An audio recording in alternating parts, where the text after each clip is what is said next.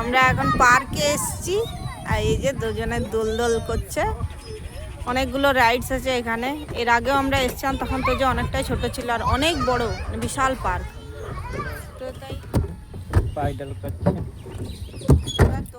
বিকেলটা এখানেই কাটাচ্ছি এখন। সো হ্যালো বন্ধুরা, গুড ইভিনিং। এখন বাজে বিকেল 5টা আর আমরা আজকে এসেছি একটা পার্কে খড়গপুরের। তো এখানে আসার অনেক দিনের ইচ্ছে ছিল। তো যে তখন অনেকটাই ছোট, তখন একবার এসেছিলাম, তো তখনও খুব রোদ ছিল, মার্চেই এসেছিলাম। তো এখন আমরা আবার এসেছি, তখন বোটিংটা হতো না, তাই এইবার বোটিংটা করব বলেই বিশেষ করে এসেছি।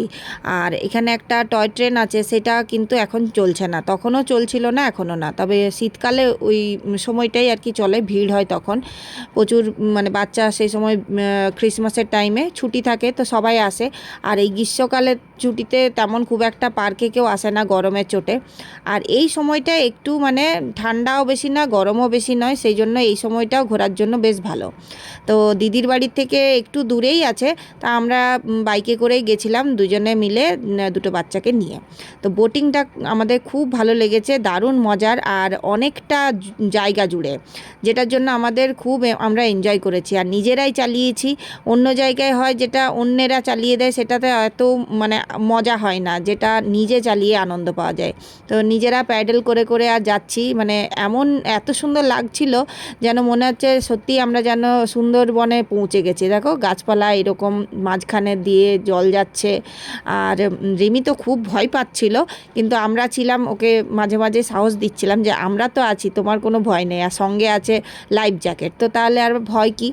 তো অনেকটা জায়গা জুড়ে অনেক সময় তো আমাদেরও ভয় লাগছিল, এমনই ফাঁকা জায়গার মধ্যে যেখানে মানে কারোর আওয়াজও পাচ্ছি না, শুধু ঝিঝি পোকা আওয়াজ পাচ্ছি। আমরা যখন গেছিলাম তখন অনেকটাই আর কি সন্ধে হয়ে গেছে, নেমে গেছে, দেখতে পাচ্ছ সূর্য নেমে গেছে তখন, মানে অস্ত যায় এরকম অবস্থা।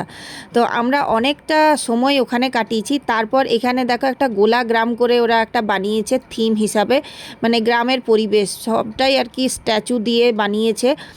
যেমন ছাগল আছে, মানুষও সাজিয়েছে, যেখানে গ্রামের মানুষের কিছু জিনিস দেখানো হয়েছে। তারপর কুঁয়ো তো আজকাল আর দেখাই যায় না বাড়িতে বাড়িতে, তো দেখো এরকম আর্টিফিশিয়াল করে বানানো, তাতে আবার একজন কেউ জল তুলছে, আমিও তার ভঙ্গিতে একটু আর কি জল তুলে নিলাম।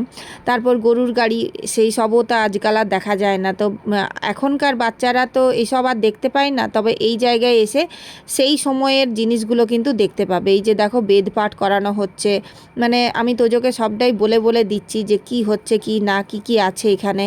ছোট ছোট ঘর, কুড়ে ঘর, এগুলো তো আজকাল আর দেখা যায় না, তবে এই সব আর্টিফিশিয়াল করে সাজানোর পর এগুলো কিন্তু দেখতে বেশ ভালো লাগছে। আর তোজো বেশ এনজয় করছিল, রিমিও খুব এনজয় করছিল, যদিও রিমি অনেকবারই এসেছে, তবুও ওর খুব ভালো লাগে আমাদের সাথে। তাই জন্য আমরা যখনই যাই রিমি আমরা একসাথেই থাকি। আর এই যে পরিবেশ দেখছো, গ্রামের একদম পরিবেশ, মনে হচ্ছে যেন সত্যি গ্রামের মধ্যে চলে এসেছি। সেই রকম পরিবেশ এখন আর গ্রামে গেলেও দেখা যায় না। আর দেখো সত্যিকারে যেন মনে হচ্ছে মোরগটা বসে আছে, আর একটা মাঝখানে একটা ঢিপি মতো ছিল পাহাড় আর কি, সেখানে আবার একটা শিব মন্দির করা হয়েছে, মানে মনে হবে যেন ওখানে গিয়ে আমরা একটা গ্রামে পৌঁছে গেছি এরকম। এই পার্কটা আমার খুব ভালো লেগেছে, বাচ্চাদের জন্য, বড়দের জন্য, পিকনিক করার জন্য খুব ভালো। অনেক রাইডস আছে, আমি তো সবটা দেখাতে পারলাম না, কারণ টাইম আমাদের অনেক সীমিত ছিল, 6টার মধ্যে বেরোতে হতো, আর আমরা 5টাতে ঢুকেই ছিলাম। তো যাওয়ার আগে একটু ফুল বাগানটা দেখে নিলাম, অনেক ফুল ছিল, শীতকালে অনেক বেশি থাকে। তো আজকের মতো এইটুকুই, দেখা হচ্ছে পরে।